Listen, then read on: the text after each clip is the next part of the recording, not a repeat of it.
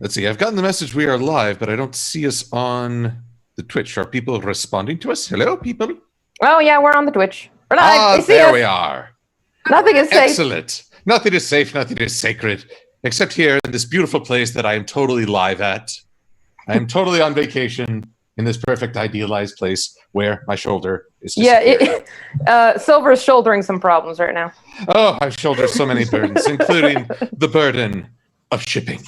It is a heavy burden that I bear with great solemnity, solidarity, salami.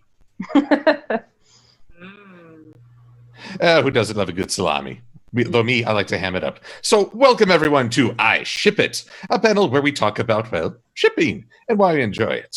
In fact, let me start off by just sharing the wonderful work of Princess Heather P. Blossom. Oh, spotlight on me. Yeah. Yes, welcome to I Ship It, where I make the heart sign. And then your sleeves disappear. And then my sleeves disappear. Oh, hey, look at me. I've always wanted to lose weight. There we go. There we go. But yes, we are talking shipping. Now, how do I stop the share? There we are. So, we are here just to talk about shipping in general. I am the man, the myth, the hippogriff, Silver Quill of the Disappearing Shoulders. With me is Speedy Blue. Hi-yo. An avid shipper, and our friend and resident artist, Princess Heather P. Blossom. What's up? I also stream on Saturdays, which means I'm going to stream later today at 7 o'clock Pacific time. It's Pacific time, right? It is Pacific time now, yes. How long have you been telling your audience, by the way, that your stream was starting at the wrong time? Look, I don't know where I am. I got, only in the last year I was in California. I'm somewhere else now, and I think I moved somewhere. I don't know where. There you go. I want my shoulders present for this. Oh, okay. Yeah, they need to know how stupid I am. Yes, me and my shoulders are like this. Excellent. Well, we are going to start things off talking about why people ship. And I shall begin by discussing, well, the visual aspects. And I always got to think I was going to talk only about looks. Like, you only ship pretty people with pretty people. No. I am going to talk about shipping in a more enlightened state, I'd like to think. I'd like to think, but may not be true. And let's see here. Once again, I will share my screen with you, for I am going to share 6 laws of design which causes people to ship, even if we may be projecting something that's not really there. Case in point, the law of proximity. This is from the last roundup, an episode I'm sure is near and dear to many people's hearts. The stallion on the left is Comet Tail, who had never had a line of dialogue by this episode, never once interacted with Twilight. And yet, because of how they're standing, a lot of people got in their heads that they were a couple. Just like that. And this is the law of proximity. If 2 items are in close space, it's very easy for the eye and the mind to work in tandem to connect them. And thus they become a couple, even if it's just in fan theory. But that leads also into our next law, because we may take other visual cues. If it will change for me. Yes, the law of similarity. Once again, there's some fan art of Twilight and Comet Tail. And I will need to look up the artist for this piece. It'd be very bad if I didn't at least credit them. But I want you to notice that all the various couples we witness here, let me see if I can move this aside.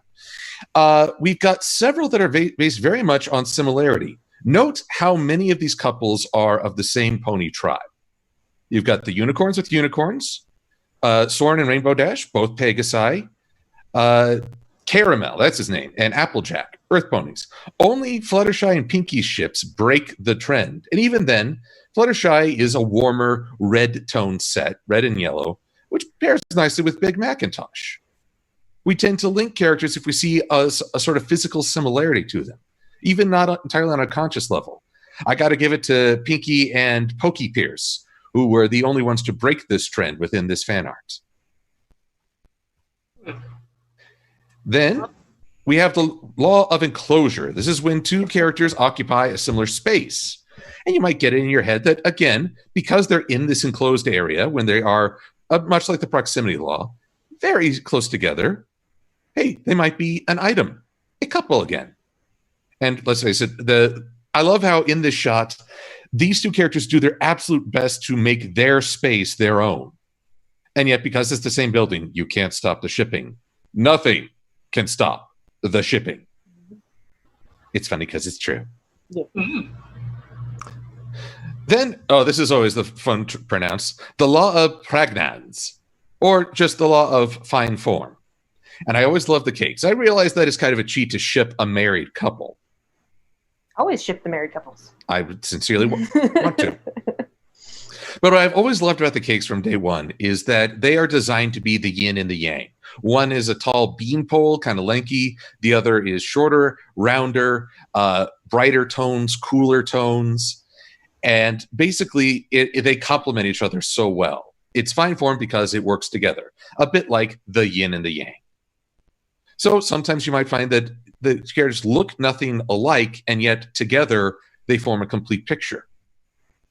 This ties into my own appreciation of opposites attract. Then the law of common region. This one was one of the harder ones to express.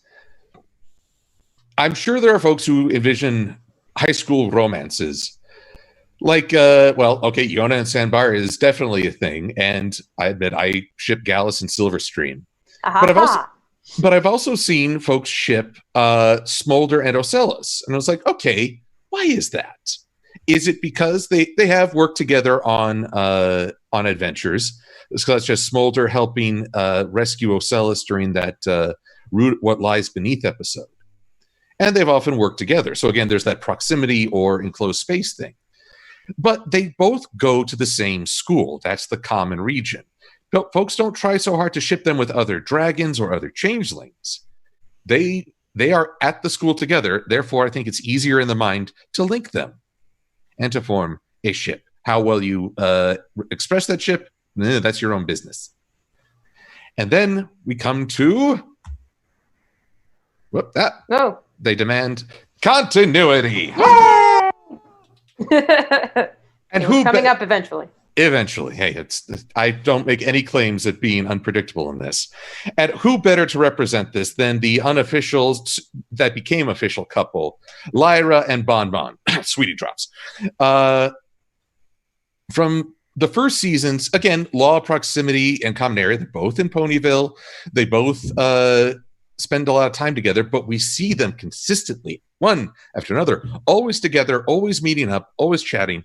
Fans got it in their minds that these two might be an item. So, of course, what better thing to do than to ship it? And in time, I'm not sure how the staff may have become aware of this, but they said, yeah, let's ship them too. In fact, hey, let's have them get proposed to each other in the background, but okay.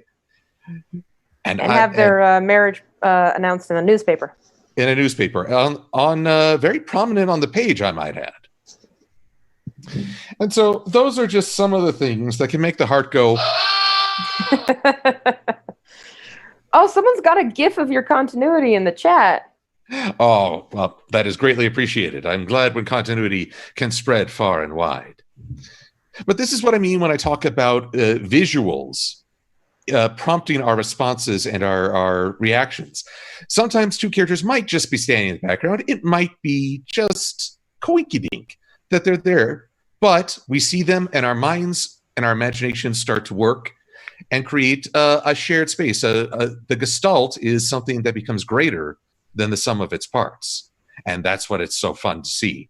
And that's why I ship many a couple.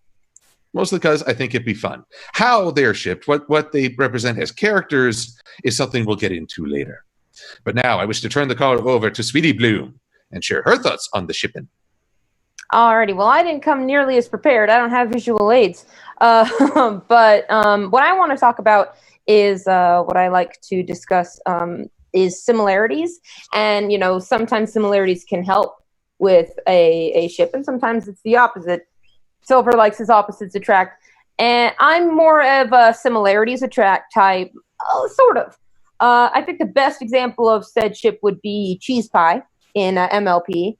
Because you've got, two characters who they have very, not only similar careers, because that's kind of It's more that they have a similar view on life. They have similar values. They both think it's very important to spread joy and cheer, and they do that by supporting each other.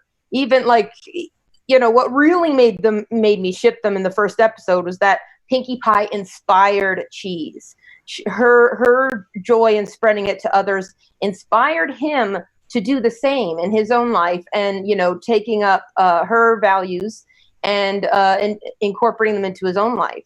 Then we had the episode where Pinkie went to Cheese. She had a identity crisis, and she didn't even think to talk to her closest friends about it, because they are not on the same wavelength as far as her values of life are concerned. Yes, they appreciate it, but they're not, on the same level of spreading joy and smiles and how much that means to her and how she can improve that with her own life. She immediately was going to go to Cheese. She didn't even talk to her friends about it. She's like, no, I need to talk to him about it. He's the only one who gets me.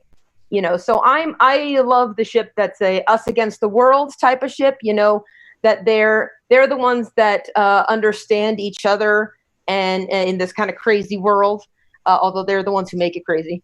So I very much appreciated that it was canon in the finale. I was 100% on board on that. But then there is the other end of the spectrum, the opposites attract. And there are a couple ways this can go about. There can be the, fight, kiss, kiss, kiss. Not a huge fan of that particular ship, because that focuses mostly on a carnal attraction and tends to ignore any actual emotional attraction. It's like they hate they hate me, therefore they love me. It's like that's funny, but it doesn't to me, I don't get a connection on that. Rather, I prefer ones where they meet in the middle. Now, what's the middle can vary from ship to ship. You've got some where it's actually more that one, you've got people onto ends of the scale, and sometimes the ship, one has to do all the moving, and the other is practically perfect, and the other needs to improve in order to become a couple. See Disney's Beauty and the Beast for an example of that. Not huge on that. I'm more of a fan of things that are more meet in the middle. For example, Pride and Prejudice is a very famous example of that, where, one character has a flaw, another character also has a flaw, and they have to sort of address their flaws before they can be a functional couple. A good example of opposites attract in the Ponyverse, that was also pseudo-canon, is Discord and Fluttershy. They're very opposites. And it actually started out in kind of the first one, where Discord had to do all the changing, and Fluttershy was the perfect ingenue. And he had to do all the changing. He had to change, his ways. The first few episodes were that way. And I was sort of on that ship, when it was like that. I was like, okay, I guess they're shipping, but he has to change who he is, and she's not changing who she is. Then came the episode, and I'm terrible at remembering the name of the episode. But they were having a tea party, and Discord was trying to make everything he did for the tea party like Fluttershy and ignoring his own self. And even before that actually ended up being a problem with his with him actually disappearing.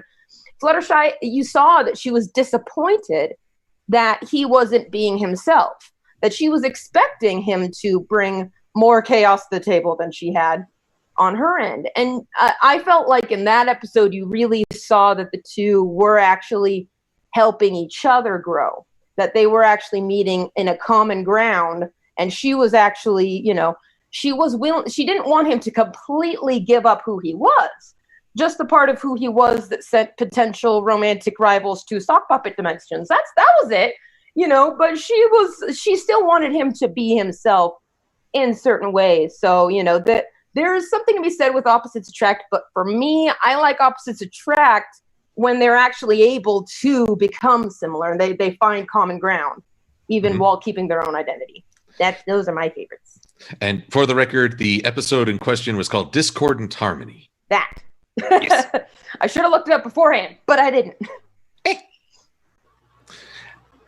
And now, Princess Heather P. Blossom, your thoughts on this shippage?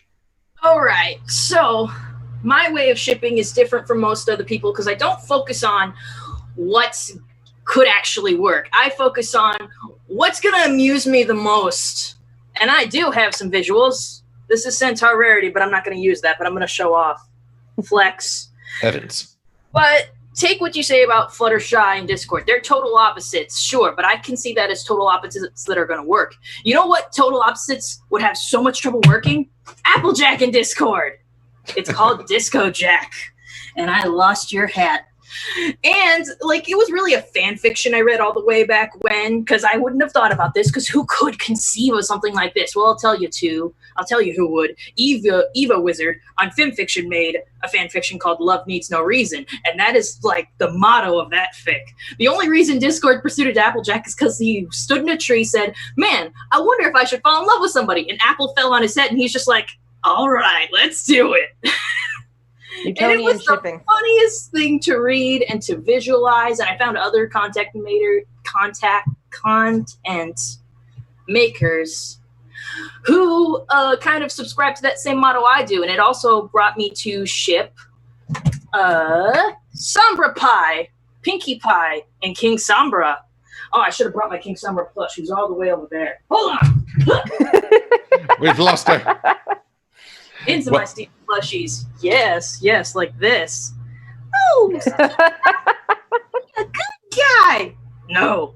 Do it or I'll scream. No, don't do it. Ah! Okay, God. Yeah. That's the funnest thing in the world. I love it when, like... Funnest?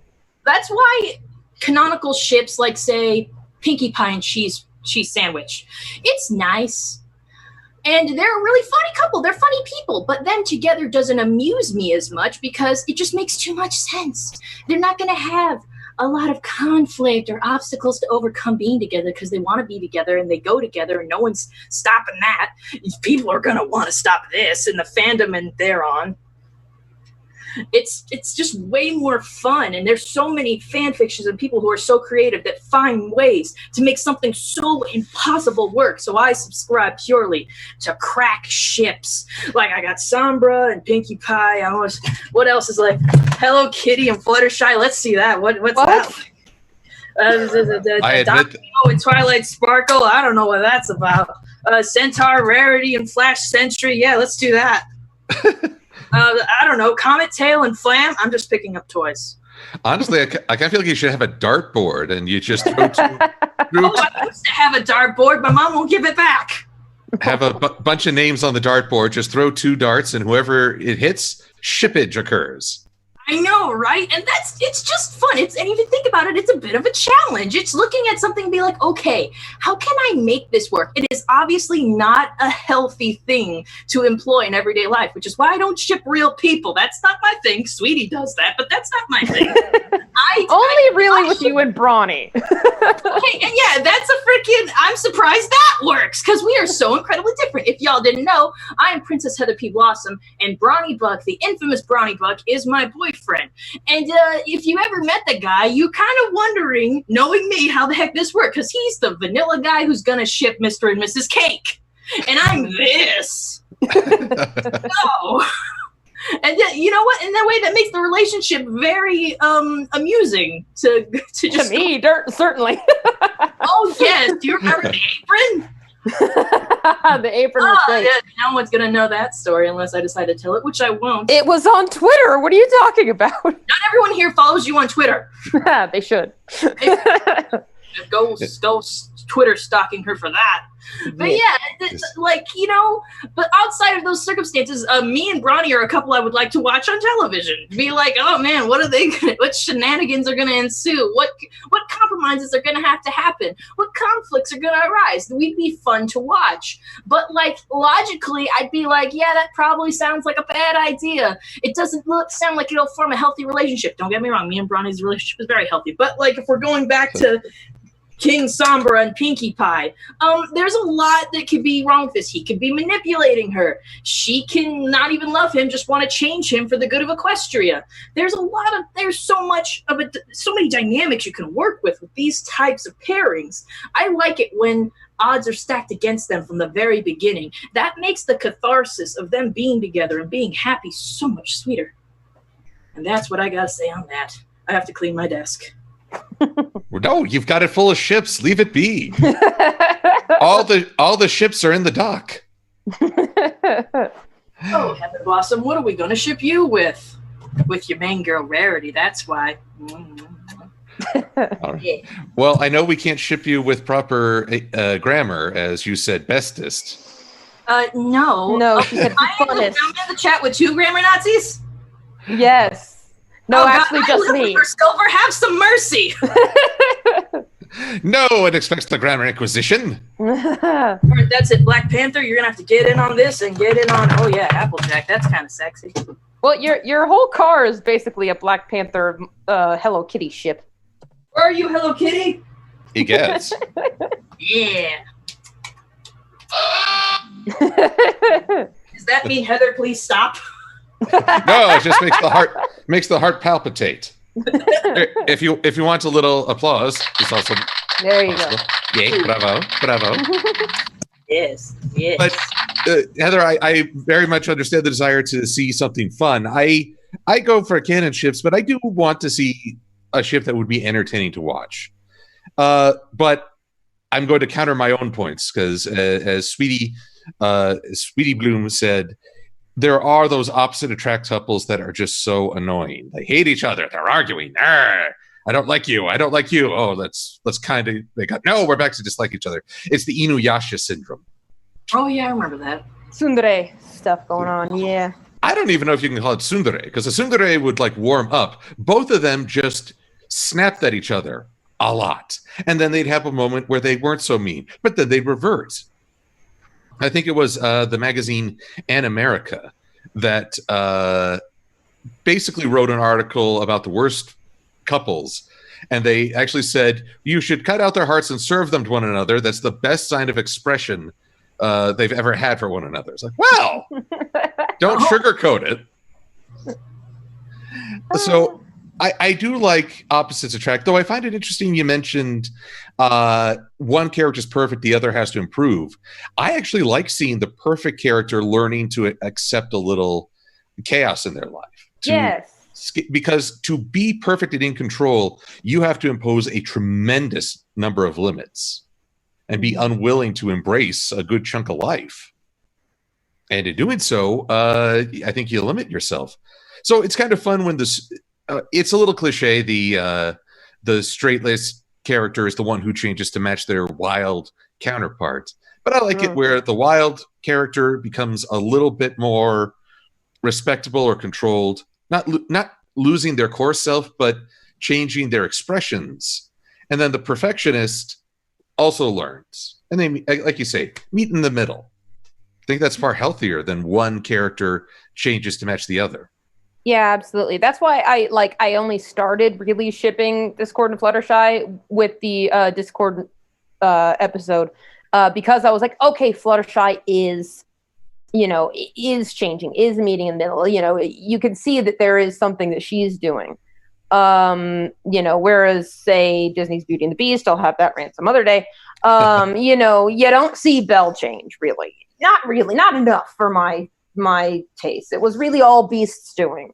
And, he starts off breaking furniture whenever he gets angry, but then he learns how to use a spoon and guess that's okay. I don't know. I wasn't huge on that actually. But then you don't want to also go to extreme and say Grease. That was a movie I loved as a kid. And then I watched as an adult went, oh, that didn't age well. You don't really want to go that route where one person has to basically completely reject their entire identity for the sake of the relationship. I'm not a fan of those kind of ships personally. I'm trying to remember. There's another play, Guys and Dolls, where they have the song "Marry the Man Today," and in parentheses, "Change him tomorrow." Right. And that's sort of the opposite of Grease. Well, whereas the heroine of Grease changed herself almost entirely to match the boyfriend, in Guys and Dolls, the guys completely changed themselves to match the wives. Mm-hmm. And you're right. I agree. Neither is very strong.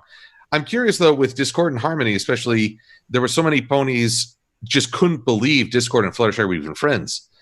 Heather, what are your thoughts on if all the other characters in the story are going,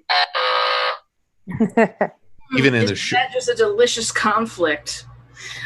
like I said, I like watching that. That's a good conflict, and that's something you could approach with like Fluttershy and Discord, or Fluttershy and Applejack. Once Applejack's like, you know what, maybe we have to go with like, it's like the typical.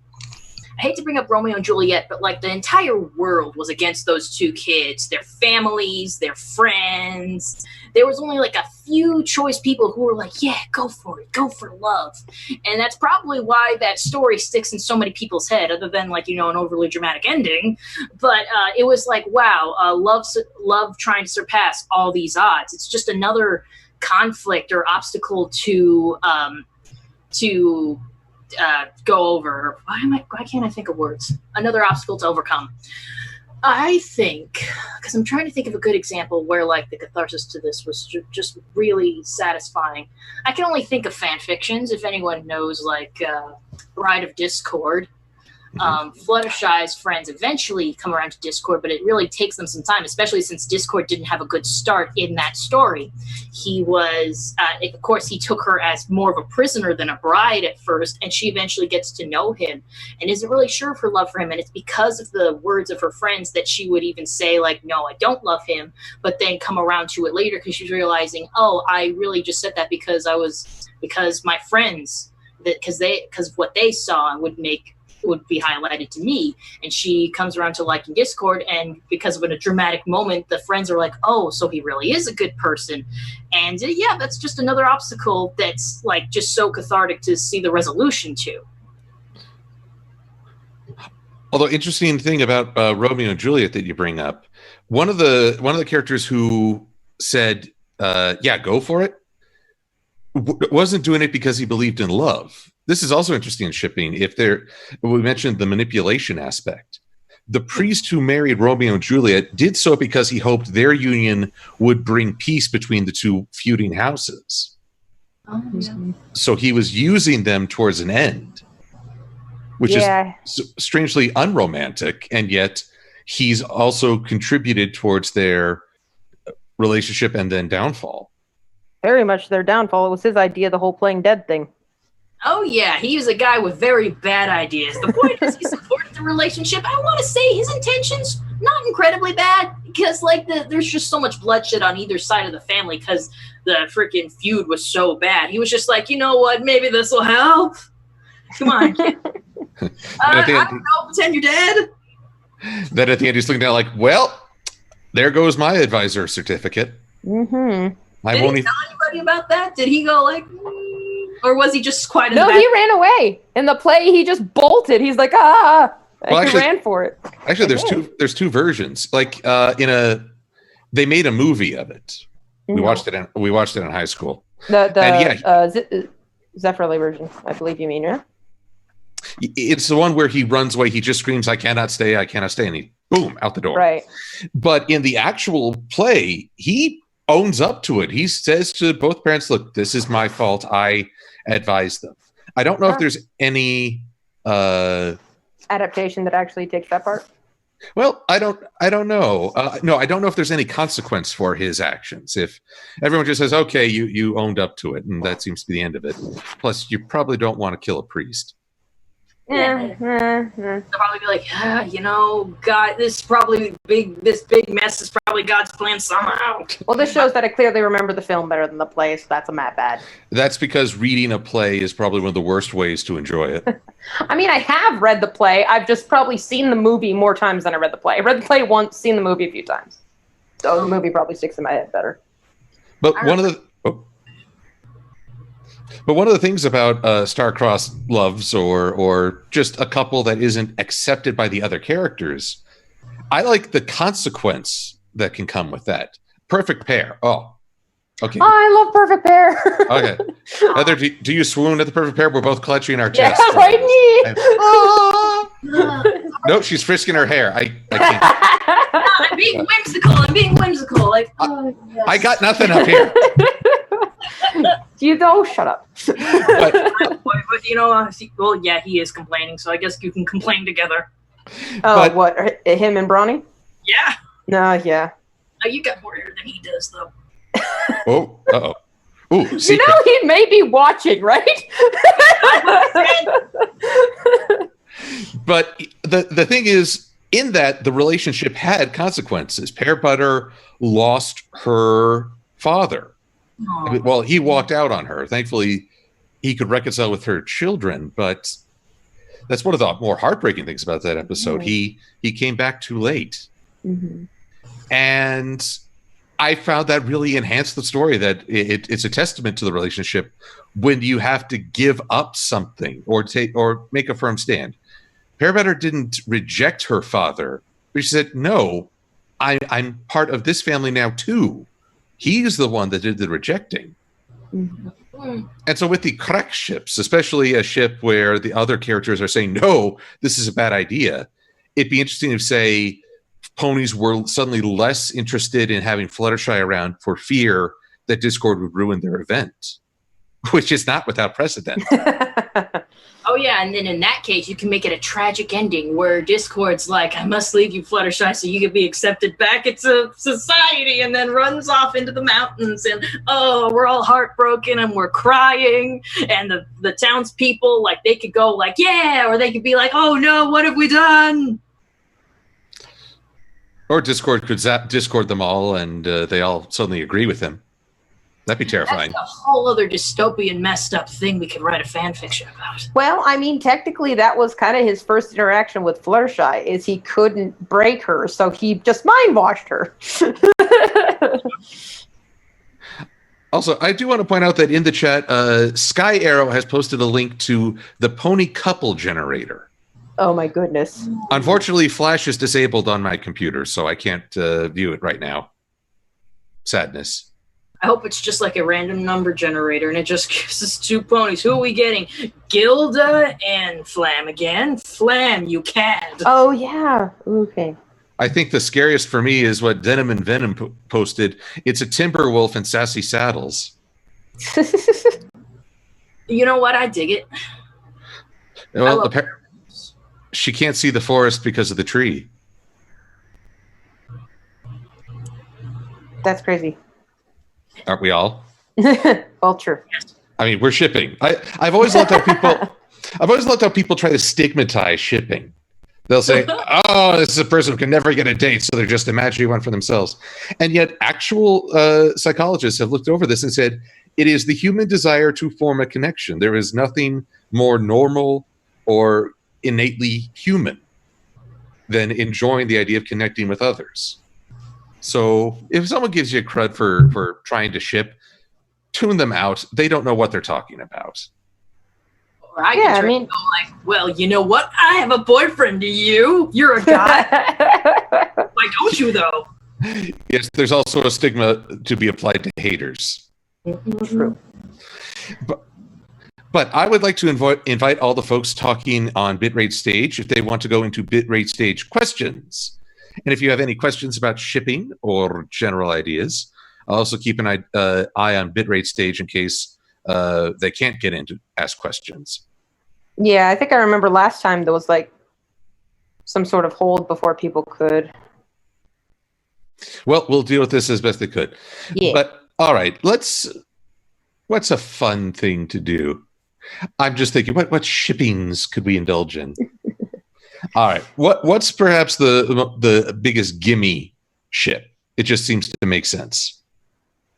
What do you mean by that? Okay. I'm sorry. The questions channel is indeed disabled for the moment.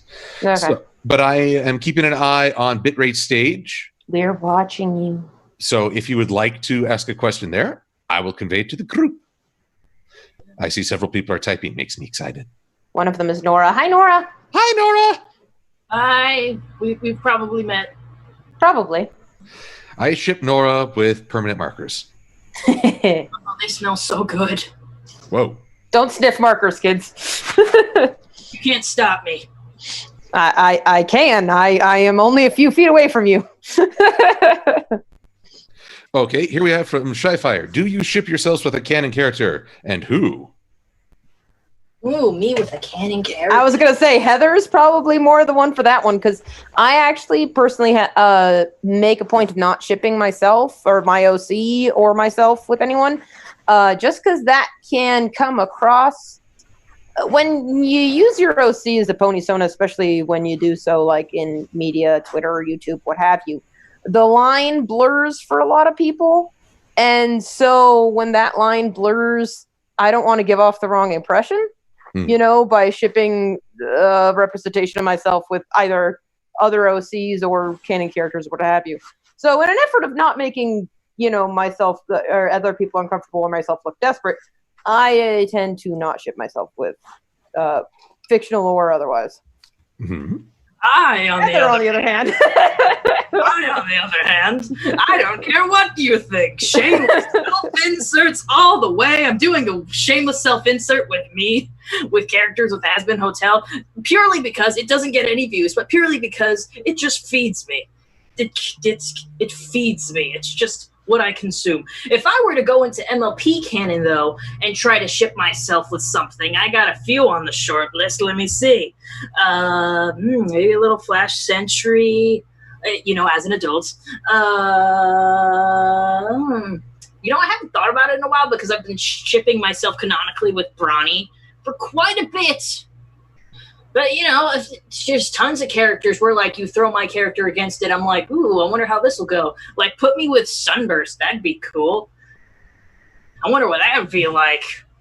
It would be so much I'd have to pursue most of it. Your heart out, Starlight. And as to myself, I joke about Silver Quill pining for Luna as sort of extreme fanboyism, mostly just for comedy. I did create Clutterstep and shipped him with Twilight. Mostly because I like the idea. One, it's my enjoyment of opposites attract. Twilight, the most magical pony, developing a relationship with an Earth pony who just is chaotic. Even magic doesn't work right around him. How much fun would that be? Would that be to witness? This was before Flash Sentry hit the scene. I'm not sure what I would have done with that knowledge. But the truth is, I was never really big into Flash and Twilight. And of course, there's always going to be people who say, "Oh, you're shipping your OC with a canon character. This is the worst fic ever." Unsubscribe, block, 0 out of 10. There's no getting around that. There's no persuading them otherwise. So just do what you do. And if they don't want to walk with you on that journey, okay, just keep going. Now, N Ditsy Doo asks, what canon ships, MLP or otherwise, have you not enjoyed?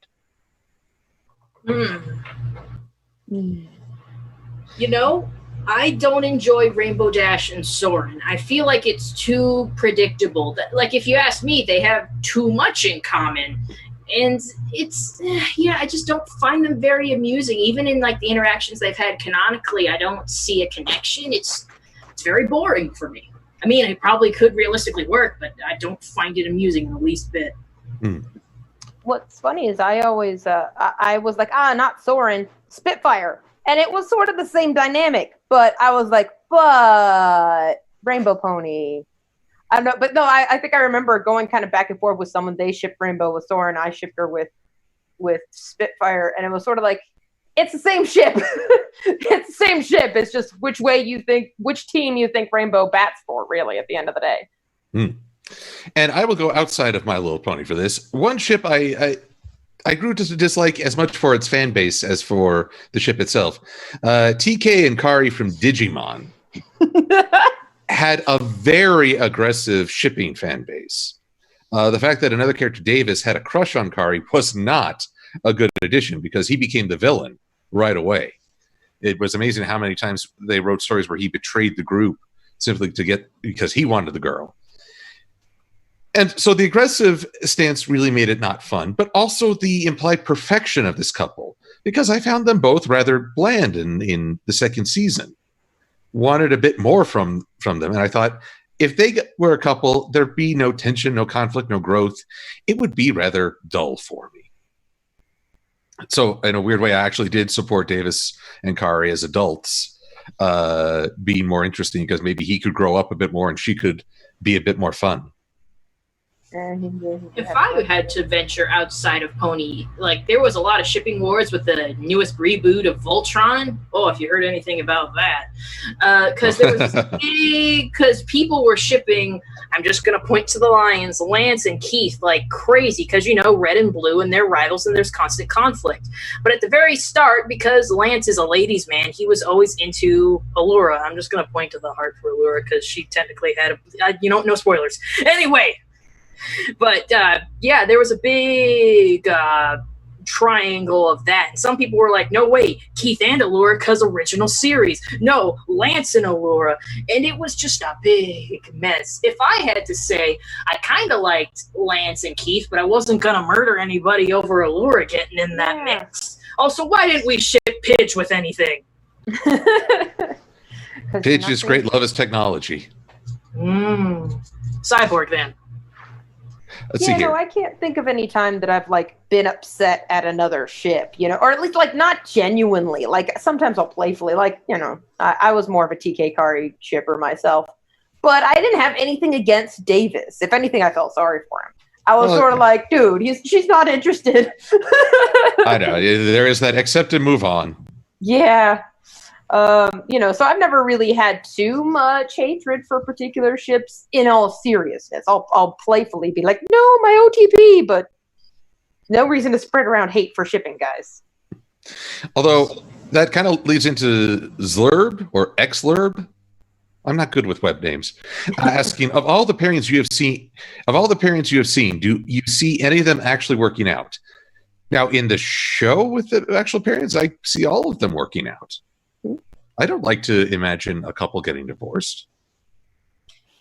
Yeah, no. For instance, one time that this was very much a shipping confusion for me because when I read this Harry Potter, so when I read the books, I kind of shipped. Well, first I shipped Luna with Harry, and then the Harry and Ginny was a whole thing. So I'm like, okay, well I'll ship Luna and Neville because they're adorable together, right? Well, then J.K. Rowling comes out and says, no, they married separate people. I'm like, okay, whatever. Fine, all right, my ship sunk. But then in the movies, Neville mentions that he has the thing for Luna. And I'm like, no, don't do that to me. Don't bring me back my old ship, because now I have to think that they broke up. And that's worse for me. I prefer that they never got together than they broke up and then married different people, because that's sad. Oh, honey, maybe they didn't break up. Maybe one of them died. Oh, that's worse. That's much worse. What the heck? She's going full Romeo and Juliet on us now. Yes. If it was Romeo and Juliet, both of them die. Or West Side Story, then. Of course, none of my ships will probably actually work. But then again, it's the world of ponies, so, defy all odds. Why not? They could if the magic of friendship wants to help, but probably not. I mean, I was super surprised that they actually heavily implied that Apple Dash was a thing. I was super surprised they had the guts to do that. Rarity and Applejack, what's up, boo? Yeah, Girl ships it. Again, opposites attract fan. Rarity and Applejack. It's also kind of like a trope, isn't it? Like the prim city lady prim and the girl. Yeah, I mean, what I liked about Apple Dash is that they were kind of both similarities and opposites attract, I think, because they were both very competitive. But, there was a lot of very humble versus very braggart going on with those two. So I was just surprised it happened, honestly. And let's see here. There was a question about love triangles. A lot of people want something said about love triangles, three-way ships and or polyamorous ships, or as I call them, fleets, says the Mountaineer, Remy. What are your thoughts on love triangles or polyamorous relationships? Love triangles can be a lot of fun to watch because, me, I'm all about the amusement. But polyamory, I gotta say, it's harder for me to personally ship it because, I don't know, I guess when it comes to relationships, I have a hard time thinking that everyone's getting their fair share, if you will. I mean, I do a lot of things for my amusement, but I'm not a monster. I mean, no offense. I just... it's hard because, like, say you shipped Rarity, Applejack, and Rainbow Dash. I could see Rarity getting jealous because Applejack and Rainbow Dash would have a lot more going on together, racing, doing, like, you know, tomboyish stuff while Rarity's on the background, probably on a picnic blanket, wondering how she can get in on this transaction. You know, it'd be like I'd feel mostly bad about it because it doesn't seem like there's a fair share of affection going on. I'll fully admit I don't fully understand polyamorous relationships. I admire them kind of from a distance, like, that's an interesting concept, you know, and I know people who are in them, and you know, part of me has to resist the urge to be like, so what's that like, you know. It's a very interesting concept. Story wise, yeah, I mean, double the drama kind of, in a good way and a bad way. I realized the first time I've actually encountered polyamorous relationship is in the manga of Magic Knight Rares. Not in the anime stinks. But in the manga, the main character actually basically, like, she kind of gets romantic interactions with two different characters. And then at some point, one of the characters proposes to her, and she's like, well, I like you both. And then he's like, does your culture allow you to marry multiple people? And she's like, no. And that was just sort of where it left off. And, you know, part of me was sort of like, oh, if only, you know. And of course, there was the complication that one of them was in a coma, but that's, you know, beside the point. But, you know, I always think that it's very interesting. Love triangles. If you're not going for the polyamorous angle, I feel be careful with them because they can be very tropey, very boring, and very aggravating if it goes on too long. Like, if you know, for instance, the third member is really just there to cause conflict with the main couple, and if that goes on for too long, that could be very aggravating for the reader or viewer or what have you. You know? I'm sorry, we have to cut off soon because the next panel has to get ready. So if I could just throw in my 2 cents real quick. I'm not a fan of love triangles, as often they rely more on aggression than endearment. And it's far too easy to make one person the villain of the piece. Polyamorous, I have an old-fashioned view that love shines brightest between two people. When it starts spreading around, I like Heather, I wonder, is it as shared a bond, or is one person taking advantage of two others? It's honestly, it's something I haven't explored a lot because I am old-fashioned that way. So, but whatever the case, you know, at the end of the day, you do what is best and healthiest for you, and that's between you and the people you love. So, I want to thank everyone for coming to chat about shipping. I want to thank Sweetie Bloom and Princess Heather P. Blossom for their excellent contributions and discussion, and we hope you all enjoyed the remainder of PonyFest Online. Have a good one. Hi. Bye. Bye-bye. Are we off air?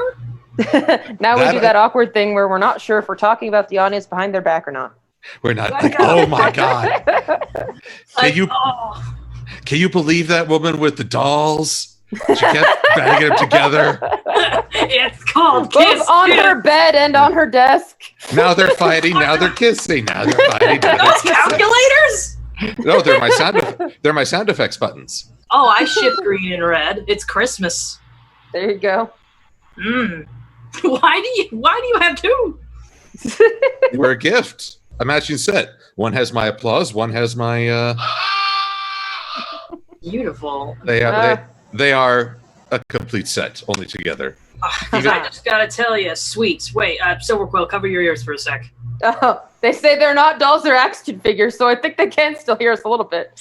Oh, well. Well, then we'll just keep shooting the breeze until they say we're no longer live. Fair enough. It's like, guys, stop talking. Heather, put your clothes back on. I must break these confines. Or perhaps I misread this. I mean, they say you have an hour, and I guess it's 10 minutes. So maybe I cut us off too early. Maybe. Oh, well. Oh, I'm getting some wicked. Well, it does look like we're still alive by the looks of it. So we're still alive. Well then, since I already wished everyone good and kind of closed the door on love triangles, I just want to hear from you both. What was your favorite ship of of any other show than MLP. We didn't talk about non-MLP ships. Oh. Can I dive into video games? Go for it. I would put my Commander Shepard with Garrus Vicarian. Thank you. I've never been more in love. I mean, besides my actual physical relationship. Even then, sometimes. Oh, he was a sniper. He was a wonderful, beautiful alien. Let's see. Gee. I mean, I feel like there's a lot and yet none at the same time. I don't know.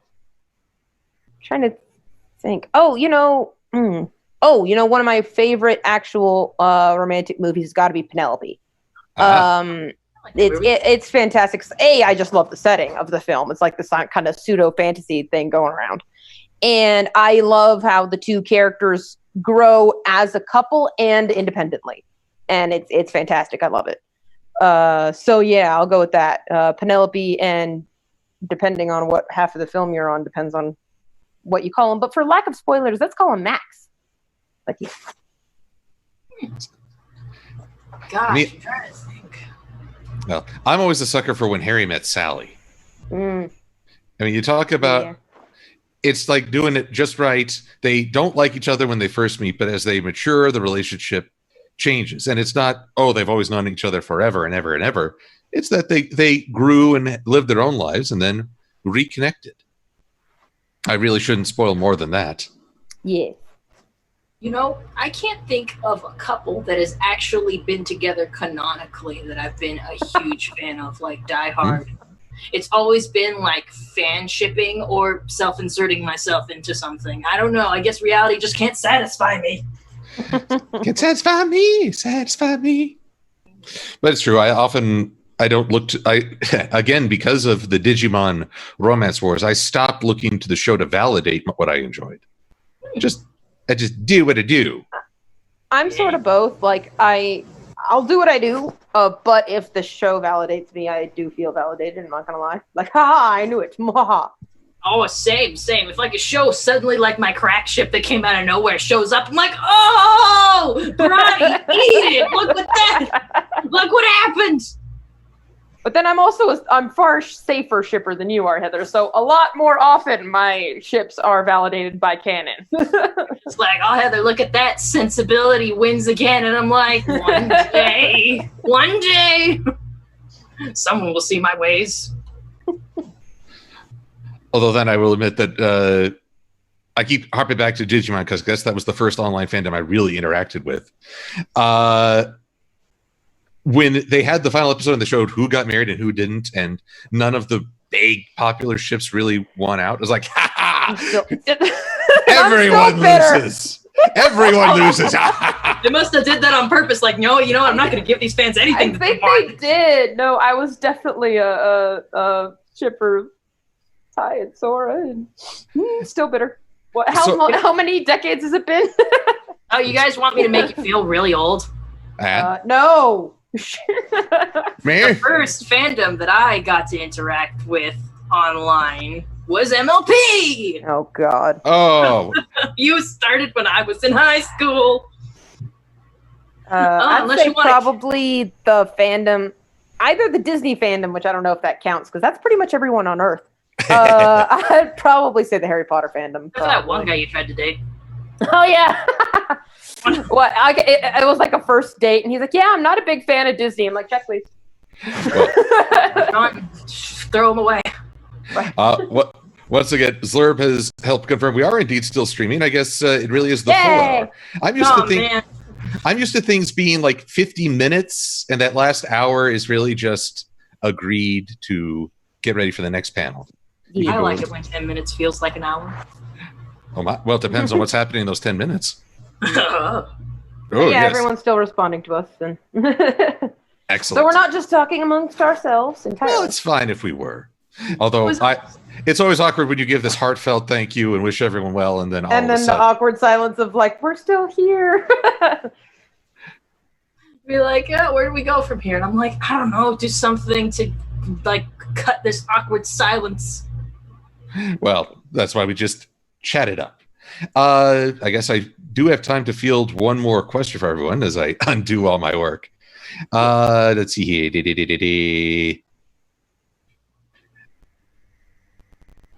I'm trying to go through people weighing in on their favorite ships, which is a good way to start a flame war. Always.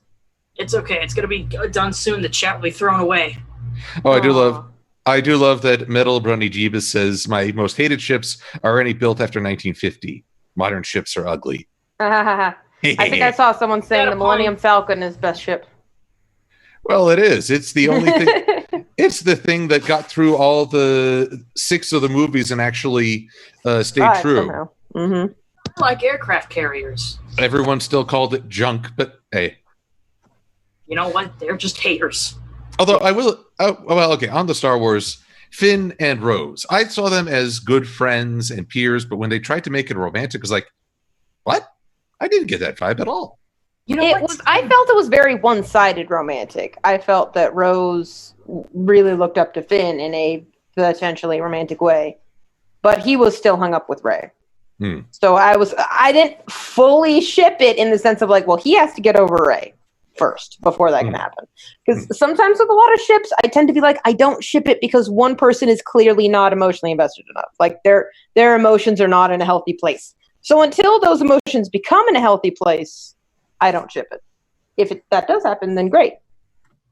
You know, that usually happens when, you know, they're in love with someone who's unrequited love, blah, blah, blah, all that stuff. Unrequited love. Oh, that's so tragic. Oh, back to ships. Let me make a under the lowbrow one. Ebon Hawk. Anyone remember the Ebon Hawk? Mm-hmm. I do. Yes, from Knights of the Old Republic. Oh man, that was my ship of choice, mostly because I felt that's the only place I felt safe.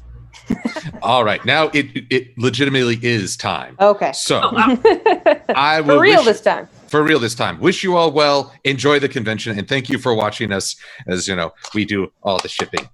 Yeah. Yeah. Thank you much.